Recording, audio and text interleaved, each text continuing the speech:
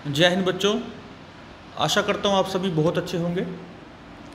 कल हमने केमिस्ट्री का मल्टी डिसिप्लिनरी कोर्स शुरू किया था और उसमें हमने शुरू की थी पीरियोडिक टेबल, आवर्त सारणी शुरू करी थी हमने, जो कि एटॉमिक स्ट्रक्चर का पहला लेक्चर था मेरा। उसमें हमने काफ़ी सारे एलिमेंट्स के एटॉमिक नंबर, उनके सिंबल और उनके नाम देख लिए थे, जैसे हाइड्रोजन, लिथियम, सोडियम, पोटेशियम। तो इस प्रकार से हमने काफ़ी सारे एलिमेंट्स के नाम, सिंबल और एटॉमिक नंबर ट्रिक के माध्यम से याद कर लिए थे। कुछ रह गए थे, वो आज हम करेंगे, लेकिन क्योंकि मैं मॉडल्स आगे कराने जा रहा हूँ अगले लेक्चर में, तो उससे पहले मैं आपका बेस तैयार कर रहा हूँ। और ये बेस ऐसा है, यहाँ से भी क्वेश्चन आपको मिलेंगे, ठीक है। और बड़ी ही आसानी से आपको पहले भी याद हो गया था, आज भी समझ में आ जाएगा। तो देखिए, स्ट्रक्चर ऑफ एटम से शुरुआत करते हैं। ये आपको पता होना चाहिए कि एटम यानी परमाणु का स्ट्रक्चर कैसा होता है, उसके अंदर क्या क्या होता है, ठीक है, किस तरह से अरेंजमेंट होती है उसकी। तो देखते हैं। देखिए, सबसे अंदर नीले कलर में मैंने आपको क्या दिखा रखा है, नाभिक। नाभिक यानी न्यूक्लियस, परमाणु का स्ट्रक्चर देख रहे हैं हम, उसकी संरचना, उसमें किस प्रकार से चीज़ें विद्यमान है, प्रेजेंट हैं, और किस प्रकार से वो रहती हैं, घूमती हैं, उनके बारे में जानकारी लेने की कोशिश कर रहे हैं, ठीक है। तो देखिए, बीच में क्या है, नीले कलर का न्यूक्लियस। न्यूक्लियस के अंदर क्या मिलते हैं, प्रोटॉन और न्यूट्रॉन।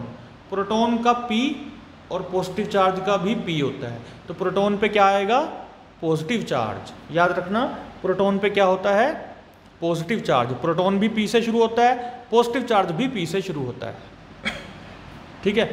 अब न्यूट्रॉन, देखिए न्यूट्रॉन से एक चीज़ निकल के आ रही है, ये शुरुआत में न्यूट्रल। न्यूट्रल आपको पता है, जब गाड़ी न्यूट्रल होती है तो ना तो वो आगे जा सकती है, ना ही वो पीछे जा सकती है, हमें गियर डालना पड़ता है। यानी कि न्यूट्रल पोजीशन वो है जहाँ पे वो बस खड़ी रहती है।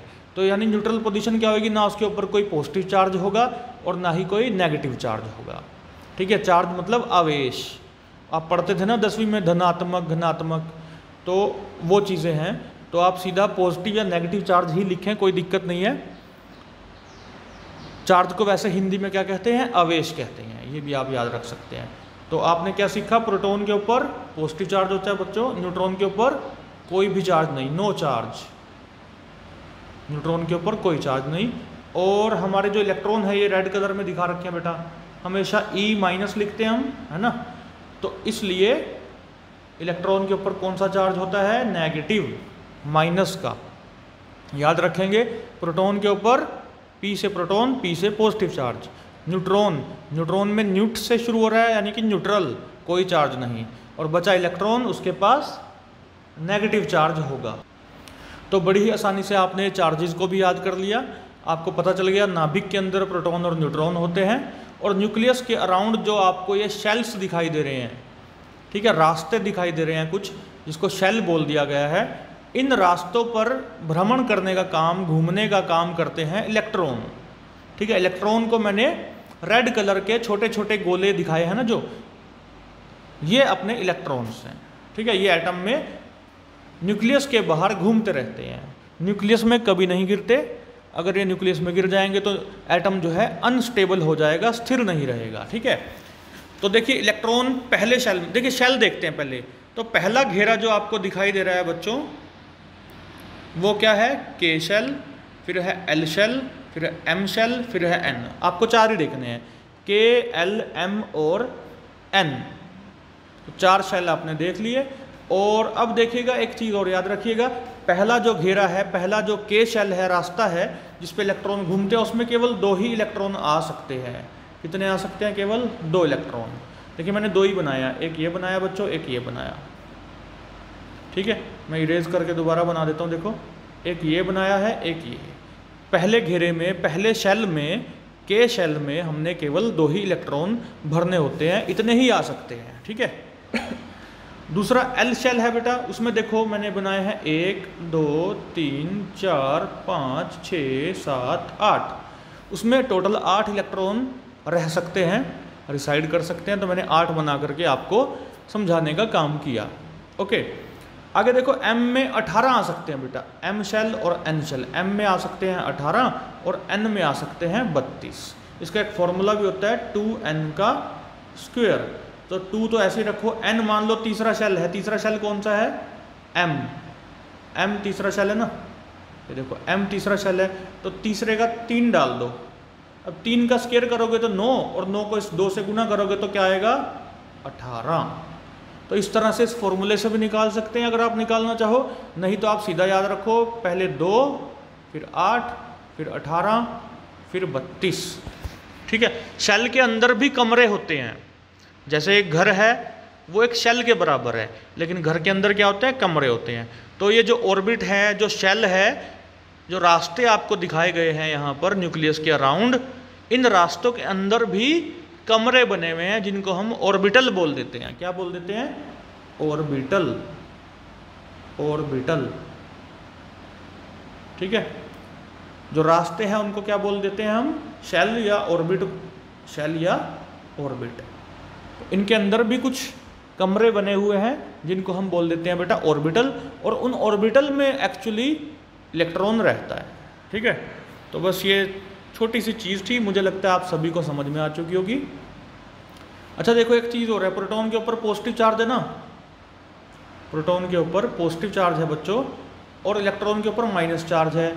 तो इसलिए यानी कि, और प्लस माइनस में हमेशा क्या होती है, अट्रैक्शन, यानी कि वो एक दूसरे को खींचने का काम करते हैं। देखो आपने बचपन में चुंबक रखे होंगे आमने सामने, तो वो खींच जाते हैं, वो तब खींचते हैं बेटा जब एक नॉर्थ और साउथ पोल आमने सामने हो, यानी कि अपोजिट पोल सामने होता है ना, तब क्या होता है, खिंचाव होता है, अट्रैक्शन होती है। आप नॉर्थ नॉर्थ सामने रख दोगे तो एक दूसरे को धक्का मारने का काम करेंगे, साउथ साउथ रख दोगे तब भी चुंबक जो है एक दूसरे को धक्का मारने का काम करेंगे। सभी बच्चों ने अपने बचपन में ये खेल खेल रखा है चुंबक के साथ। ठीक है, तो उसी प्रकार से प्लस माइनस में क्या होएगी, प्लस माइनस में क्या होगी, एक दूसरे को खिंचाव करेंगे, खींचेंगे, एक दूसरे को खिंचाव लगाएंगे, अट्रैक्शन बोलते हैं इसको। ठीक है, रिपल्शन नहीं बोलते, अट्रैक्शन बोलते हैं। और पॉजिटिव पॉजिटिव चार्ज में क्या होगी, इस पॉजिटिव पॉजिटिव आवेश में क्या होगी, रिपल्शन होगी, दूर भगाएंगे। ऐसे ही नेगेटिव नेगेटिव में भी क्या होगी, रिपल्शन होती है, दूर भगाएंगे। तो इस प्रकार से एटम हमने पढ़ लिया। अच्छा, अब थोड़ा सा एटॉमिक जो इलेक्ट्रॉनिक कॉन्फ़िगरेशन होती है वो भी देख लेते हैं कि भाई इलेक्ट्रॉन जैसे हाइड्रोजन है बेटा, मैंने क्लास में तो समझा ही दिया था, लेकिन यहाँ पे तो इसका एटॉमिक नंबर 1 होता है, तो बस 1 आ जाएगी इसकी। ठीक है, लिथियम का 3 होता है, तो पहले सेल में 2 ही आते हैं ना, तो 2,1 बचा, तो ये इसकी इलेक्ट्रॉनिक कॉन्फ़िगरेशन बन जाएगी। ठीक है, इसके बारे में दोबारा अगले लेक्चर में भी थोड़ा स्टडी करेंगे, लेकिन अभी भी आप थोड़ा सा पढ़ें मेरे साथ। उसके अलावा देखें सोडियम, सोडियम का 11 होता है ना, तो 2,8, 10 हो गए तो कोमा 1, अब 2 और 8 और 1 कितने हो गए, 11। ठीक है, इस तरह से। पोटेशियम 19 होता है, तो 2,8,9। तो इस तरह से आप लिख सकते हैं। फिलहाल ये साधारण लेवल की, आसान लेवल वाली इलेक्ट्रॉनिक कॉन्फ़िगरेशन लिखी जा रही है, इसको अगली बार थोड़ा और डिटेल में करेंगे। फिलहाल एक थोड़ा सा हिंट दिया है आपको। ठीक है, सभी के सभी एलिमेंट्स जितने भी आपको पढ़ाए जाएंगे उन सभी की कॉन्फ़िगरेशन हम करके देखेंगे, क्लास में भी और वीडियो में भी कर लेंगे। ठीक है, तो ये अगले लेक्चर में होगा, लेकिन उससे पहले एटॉमिक नंबर क्या होता है और एटॉमिक वेट क्या होता है ये भी देख लेते हैं। देखिए, एटॉमिक नंबर को हिंदी में बोलते हैं बेटा परमाणु संख्या। और एक चीज़ याद रखिएगा, पेपर में आप चाहे हिंदी में लिखें, चाहे इंग्लिश में लिखें, चाहे मिक्स करके लिख दें, कोई दिक्कत नहीं है। आपने अगर सही लिखा है तो आपको पूरे नंबर देंगे हम। ठीक है, कोई भी केमिस्ट्री का टीचर आपको पूरे नंबर देगा, आपने बस सही लिखा होना चाहिए। ठीक है, अगर आपने गलती करी होगी तो थोड़े बहुत नंबर कटेंगे उस हिसाब से जितनी भी वो गलती होगी। अदरवाइज़ हिंदी इंग्लिश का हमें कोई दिक्कत नहीं है, आप मिक्स करके भी लिख सकते हो। अब देखिए एटॉमिक नंबर, ये क्या होता है बेटा आसान सी भाषा में कि प्रोटॉन्स टोटल कितने हैं। हमने देखा था ना, न्यूक्लियस होता है, उसके अंदर प्रोटॉन और न्यूट्रॉन होते हैं। भाई इसके अंदर मान लो 2 ही प्रोटॉन है, तो ये इसका एटॉमिक नंबर 2 हुआ। अगर 8 हैं तो इसका प्रोटॉन का अगर नंबर 8 है तो एटॉमिक नंबर भी 8 होगा। तो इस तरह से आपने याद कर लिया एटॉमिक नंबर। किसी भी परमाणु के नाभिक में उपस्थित प्रोटॉनों की कुल संख्या को परमाणु संख्या कहते हैं। आगे देखो एटॉमिक वेट, परमाणविक भार या एटॉमिक मास भी बोल देते हैं, परमाणु भार भी लिख सकते हो आप इसको। परमाणु, आसान भाषा में लिख लो परमाणु भार। ये भी लिख लो, ठीक है।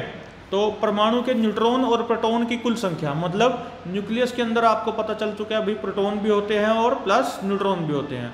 मान लो ये प्रोटॉन की संख्या 2 है, न्यूट्रॉन की संख्या भी 2 है, 2 और 2 कितना हो जाएगा 4, तो इसका एटॉमिक वेट या एटॉमिक मास कितना बोल दोगे आप 4 के बराबर बोल दोगे। इसकी कुछ और डेफिनेशन भी होती है कार्बन ऑक्सीजन वगैरह की टर्म्स में, वो मुश्किल है, वो हमें नहीं करनी, हमारा काम इन्हीं से चल जाएगा, ठीक है। क्योंकि आपके पास मल्टी डिसिप्लिनरी कोर्स है और उसमें हमें सिलेबस को आसान करके आपको समझाना है, ना कि मुश्किल करके, ठीक है। तो हमने सबसे आसान वाली भाषा आपके सामने रखी है, सबसे आसान वाली डेफिनेशन आपके सामने रखी है। और दोबारा एक बार इसको देखते हैं, एटॉमिक नंबर क्या हुए, कितने प्रोटॉन हैं, पी मतलब प्रोटॉन, और एटॉमिक वेट क्या है बेटा P + N, बस P से प्रोटॉन, N से न्यूट्रॉन, कितने प्रोटॉन और कितने न्यूट्रॉन हैं उनको गिन लो, वो आपका एटॉमिक मास या एटॉमिक वेट कहलाएगा, ठीक है। आशा करता हूँ ये तो समझ में आ चुका होगा, बहुत ही आसान भाषा में समझाया अभी। और जो रह गए थे बेटा कल, उनको देख लेते हैं अब, ठीक है। क्योंकि हमने हमारे सिलेबस में 30 है ना, हमने इतना तो कर लिया था, लेकिन ये वाला जो पार्ट है हमारा, कौन सा पार्ट, ये वाला, ये रह गया था। इसकी ट्रिक जो है वो मैं बताने का काम करता हूँ। नीचे वाला पार्ट ये वाला हमारे सिलेबस में है नहीं, तो इसकी ट्रिक हमारे लिए कोई ज़रूरी नहीं है, लेकिन मैं बोल देता हूँ, ठीक है। देखो, बड़ा एल्गा इन तालाब, नीचे छोड़ दो फिलहाल, ठीक है। बड़ा एल्गा इन तालाब, कौन सी गीता स्नेहा प्रभा, नानी पापा आशु सब बीमार, उस मतलब हमने बोल दिया उस, OS को क्या बोल दिया, ऑक्सीजन और सल्फर को, उस से टीपो, उससे टीपो, टीपते हैं ना आप लोग पेपर में, ठीक है, चीटिंग कर लेते हैं कई बार, तो उससे टीपो। फिर है देखो, फिर कल बारात आई ऑस्ट्रेलिया, ठीक है। दोबारा देखो, फिर कल बारात आई ऑस्ट्रेलिया, तो इस प्रकार से ये भी याद हो जाएगा। फिर लास्ट है हीना नीना और करमजीत जैरे, ठीक है, जैरे, गांव में बोलते हैं जैरे, हमने पिछली बार भी इस्तेमाल किया था जिंक के लिए। यहाँ ये जिनोन और रेडोन, इन दोनों के लिए हम क्या यूज़ कर रहे हैं, जैरे, ठीक है, जय और रे, जैरे, हम अपनी गांव की भाषा में बोलते हैं जा रहे, हिंदी में बोलेंगे जा रहे हैं, ठीक है, तो हम गांव में क्या बोलते हैं, जैरे। तो हीना नीना और करमजीत जैरे, और ये वाली तो याद ही नहीं करनी अभी, ठीक है। और आप लोग देखें तो आपको ये भी याद नहीं करना है ये वाला, तो आपके लिए ट्रिक और आसान कर देते हैं। अभी देखो, बड़ा एल्गा, कौन सी गीता, नानी पापा आशु, उससे, फिर कल बारात, हीना नीना और करमजीत। तो ये ट्रिक हो जाएगी आपके लिए, और इससे ये आपके लिए बड़ा ही आसान हो जाएगा। और जब भी अगली क्लास में हम कॉलेज में मिलेंगे, तब आपको दोबारा से इसकी रिवीजन मैं करा दूंगा, ताकि आप ना एकदम परफेक्ट हो जाएं इन 30 के लिए, क्योंकि आपके सिलेबस में केवल 30 हैं बच्चों, ठीक है। क्लास में तो मेरे ही कॉलेज के छात्र छात्राएं आएंगी भी, बाकी कोई अगर देख रहा होगा तो उसको यहीं से अपने लेवल पे कुछ और कोशिशें करनी होंगी, याद हो जाएगा। एक आखिरी बार सारी ट्रिक्स देखो, हाइड्रोजन हलीना की रब से फरियाद, बेटा मांगे कार स्कूटर बाप रोए, और ये वाली एक लाइन करनी थी हमने, स्कूटर ट्रैक्टर वैन कार में फिको निकू जैरे। और आज हमने क्या किया है, आज हमने किया है कि ये बड़ा एल्गा, कौन सी गीता, नानी पापा आशु, उससे, फिर कल बारात, हीना नीना और करमजीत।